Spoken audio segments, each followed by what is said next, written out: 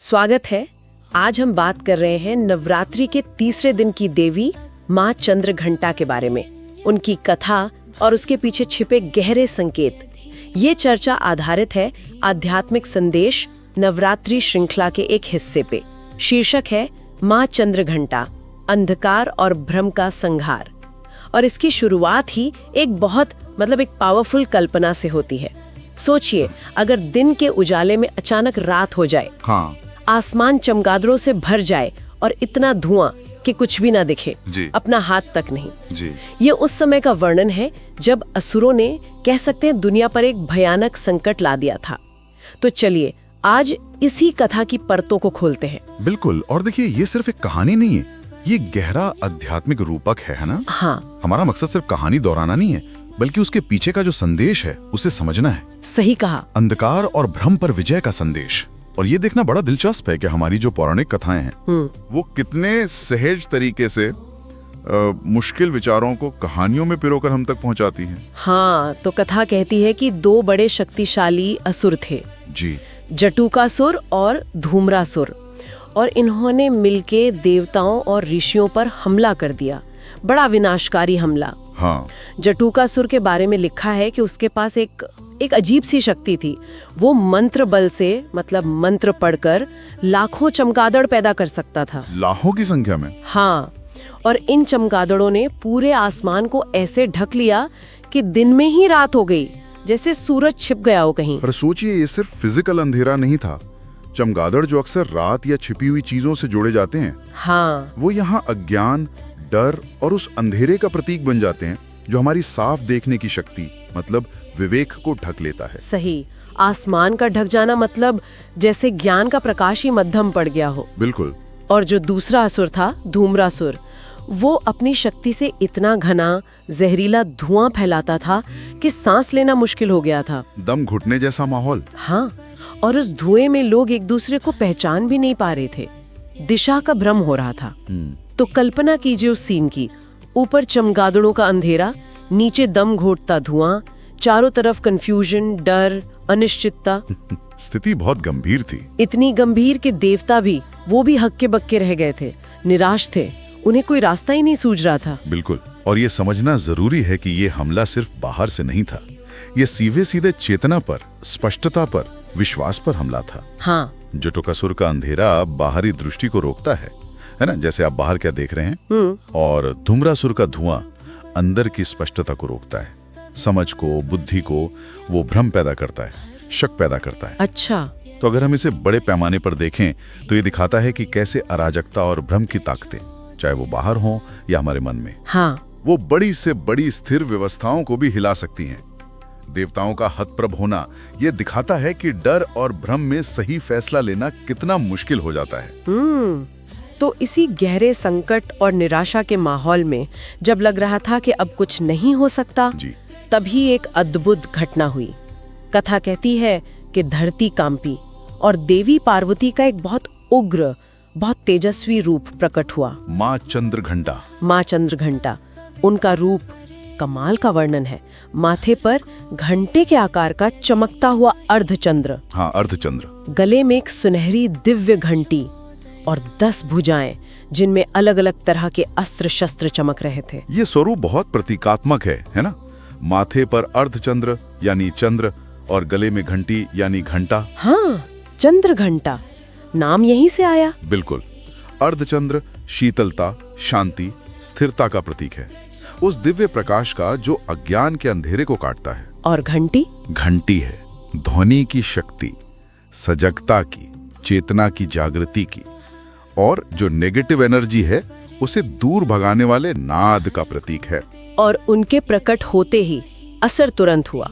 उनके शरीर से जो तेज निकल रहा था वो इतना ज्यादा था कि धूम्रासुर का फैलाया हुआ धुएं का जाल वो फौरन हटने लगा, छिन्न भिन्न होने लगा। हाँ, जैसे तेज हवा कोहरे को उड़ा देती है।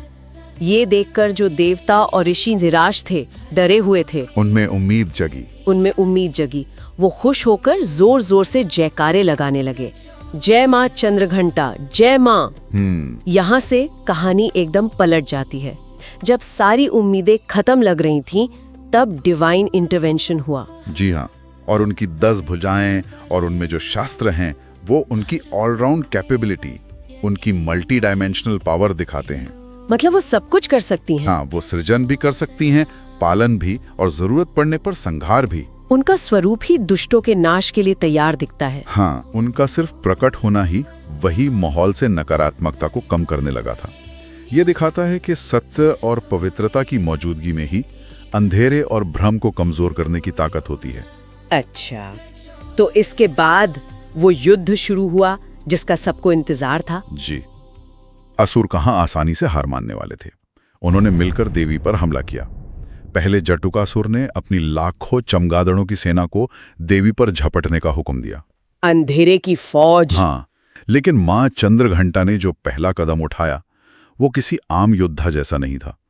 उन्होंने वो अपनी दिव्य घंटी उठाई। हाँ। और उसे पूरी ताकत से बजाया। एक तेज, कान फाड़ने वाली आवाज हुई, टंकार जिसे कहते हैं। युद्ध का ये तरीका ही बहुत अनोखा है। यहाँ मुख्य हथियार ध्वनि है, घंटी की टंकार। हाँ। ये कोई साधारण आवाज नहीं, इसे आप एक दिव्य नाद समझ सकते हैं, एक कॉस्मिक वाइब्रेशन। और उस टंकार का असर अविश्वसनीय। घंटी से जो शक्तिशाली ध्वनि तरंगे निकली वो बिजली की तरह फैली हर दिशा में। और नतीजा, लाखों चमगादड़ जो अंधेरे का प्रतीक बनकर आसमान में छाए थे, वो इस आवाज की शक्ति सह नहीं पाए। जी। वो बेहोश होकर जैसे बारिश की बूंदें गिरती हैं वैसे आसमान से जमीन पर गिरने लगे। पल भर में जट्टुकासुर का सबसे बड़ा हथियार बेकार हो गया। ये बहुत महत्वपूर्ण है। ये दिखाता है कि दिव्य ध्वनि, या कह लीजिए सत्य की गूंज, विवेक का स्वर, हाँ, वो कैसे अज्ञान और डर के घने बादलों को, यानी चमगादड़ों को पल भर में खत्म कर सकता है। ध्वनि यहाँ सिर्फ विनाशक नहीं है, वो शुद्ध करने वाली, स्पष्टता लाने वाली शक्ति है। लेकिन युद्ध अभी खत्म नहीं हुआ था। अपनी चमगादड़ सेना को नष्ट होते देख धूम्रासुर ने अपनी पूरी शक्ति लगा दी। उसने सोचा अब मैं दिखाता हूँ। हाँ, उसने पहले से भी ज्यादा घना, काला, दमघोंटू धुआं छोड़ा। शायद वो सोच रहा था कि इस धुएं के पर्दे में देवी का तेज, उनकी शक्ति, उनकी नजर सब छिप जाएगी। ये था भ्रम का, धोखे का आखिरी प्रयास, सत्य को छिपाने की कोशिश। अक्सर जिंदगी में भी ऐसा होता है ना? हाँ, बिल्कुल। जब सच सामने आने लगता है तो झूठ और भ्रम और ज्यादा जोर लगाते हैं। पर धूम्रासुर की ये कोशिश भी बेकार गए। माँ चंद्रघंटा अपनी घंटी लगातार बजाती रहीं, निरंतर। हाँ, और उस घंटी की दिव्य गूंज उस घने से घने धुएं को भी चीर कर आर पार जा रही थी और धीरे धीरे माहौल को फिर से साफ कर रही थी। कथा में लिखा है कि ये बिल्कुल वैसा था जैसा सत्य का प्रकाश झूठ के कितने भी घने पर्दे हों, उन्हें आखिर में भेद ही देता है। यहाँ ध्वनि का इस्तेमाल भ्रम को, यानी धुएं को भेदने वाले तत्व के रूप में देखना बहुत दिलचस्प है। हाँ, धुआं जो स्पष्टता रोकता है, शक पैदा करता है, उसे घंटी की लगातार स्थिर गूंज खत्म कर रही है। ये दिखाता है कि सत्य की निरंतर आवाज अगर दृढ़ता से उठती रहे, हाँ, तो वो भ्रम और झूठ के कितने भी मुश्किल जाल हों, उन्हें काट सकती है। ये स्थिरता और निरंतरता का महत्व भी बताता है। और आखिर में जब असुरों के सारे छल, सारी मायावी शक्तियां बेकार हो गईं, तब मां चंद्रघंटा ने अपने शस्त्र उठाए। जी, उन्होंने अपने त्रिशूल के एक ही वार से जटुकासुर को और अपनी खड्ग यानी तलवार से धूम्रासुर का संहार कर दिया। इतनी तेजी से? हाँ, कहते हैं पलक झपकते ही दोनों असुरों का अंत हो गया और उनके मरते ही आसमान से वो अंधेरा, वो धुआं सब गायब है। आसमान फिर से नीला साफ हो गया, सूरज की रोशनी फिर से धरती पर फैल गई और चारों तरफ शांति छा गई। इस विजय की सहजता और तेजी देवी की असीम शक्ति का प्रमाण है। ये सिर्फ दो असुरों पर जीत नहीं थी, नहीं, ये उन बुरी शक्तियों पर जीत थी जिनका वो प्रतीक थे। मतलब अज्ञान, डर, भ्रम और झूठ पर विजय। सही। और युद्ध का इतनी जल्दी खत्म होना ये भी संदेश देता है कि सत्य और दिव्यता के प्रकाश के सामने बुराई चाहे कितनी भी ताकतवर लगे, आखिर में टिक नहीं सकती, उसकी हार पक्की है। बिल्कुल। और जैसा हमने शुरू में कहा था, ये कथा सिर्फ एक पुराने युद्ध का वर्णन नहीं है। जी। स्रोत इस बात पर जोर देता है कि जटुकासुर और धूम्रासुर सिर्फ बाहरी राक्षस नहीं है, वो हमारे अपने अंदर मौजूद, हाँ, नकारात्मक प्रवृत्तियों के, हमारे डर, अज्ञान, झूठ और भ्रम के शक्तिशाली प्रतीक हैं। यही इस कथा का असली मर्म है, इसका गहरा अर्थ। इसे अपने जीवन के संदर्भ में समझना वही इस चर्चा को सार्थक बनाता है। हाँ, तो कथा के व्याख्या के अनुसार जटुकासुर किसका प्रतीक है? अंधकार का, अज्ञानता का, हाँ, और शायद उस डर का जो हमें भीड़ के पीछे चलने पर मजबूर करता है, अपनी पहचान खोकर झुंड का हिस्सा बनने का डर, जिसे हर्ड मेंटालिटी कहते हैं। जी। ये वो अंधेरा है जो हमें सच देखने से रोकता है। और धूम्रासुर? और उस मानसिक धुंधले का, उस कंफ्यूजन का, जो हमें साफ सोचने, सही फैसला लेने से रोकता है। ये वो धुआं है जो हमारे विवेक को ढक लेता है। बिल्कुल। ये सिर्फ पौराणिक कल्पना नहीं लगती। रोज की जिंदगी में हम सब कभी ना कभी इन अंदरूनी असुरों का सामना करते हैं, है ना? निश्चित रूप से। अज्ञान मतलब जटुकासुर हमें सही जानकारी से, सही रास्ते से अपनी असली क्षमता पहचानने से दूर रखता है। और झूठ और भ्रम यानी धूम्रासुर, वो हमारे फैसले लेने की क्षमता को बिगाड़ते हैं, हमें गलत रास्ते पर ले जा सकते हैं, रिश्तों में कड़वाहट ला सकते हैं, हमें सेल्फ डाउट में डाल सकते हैं। हाँ। और कथा आगे बताती है कि जब जीवन में ये दोनों आंतरिक असुर, अज्ञान का अंधेरा और भ्रम का धुआं, हम पर हावी हो जाते हैं, तो क्या होता है? तो व्यक्ति सही रास्ता भटक जाता है, अपने लक्ष्य से दूर हो जाता है और इसके जीवन में निराशा, डर, अस्थिरता छा जाती है। ठीक वैसे ही जैसे कहानी के शुरू में देवताओं और ऋषियों की हालत हो गई थी। तो फिर इसका हल क्या है? ये कथा कोई रास्ता सुझाती है? हाँ, और यही माँ चंद्रघंटा की घंटी का जो सिंबलिज्म है वो बहुत महत्वपूर्ण हो जाता है। अच्छा। जैसे माँ की बाहरी दिव्य घंटी की आवाज ने बाहरी असुरों और उनकी फैलाई नेगेटिविटी, अंधेरे और धुएं को खत्म किया, हाँ, ठीक उसी तरह हम सब के अंदर भी एक अंतरात्मा की घंटी होती है। हमारा विवेक, हमारी कॉन्शियस, हमारी इंट्यूशन, सच और झूठ को परखने की हमारी क्षमता। अंदर की घंटी। हाँ, अगर हम इस अंदर की घंटी की आवाज को सुनना सीखें, उसे अहमियत दें, उसे इग्नोर ना करें, तो हम अपने अंदर पल रहे अंधेरे यानी अज्ञान और डर और भ्रम मतलब झूठ, शक, कंफ्यूजन, इनसे असरदार तरीके से लड़ सकते हैं। ये तो बहुत ही पावरफुल विचार है। मतलब समाधान और शक्ति हमारे अंदर ही है। बिल्कुल। ये कथा असल में आत्मनिरीक्षण, इंट्रोस्पेक्शन और आत्म जागरूकता, सेल्फ अवेयरनेस का आह्वान करती है। ये हमें खुद से कुछ जरूरी सवाल पूछने को कहती है।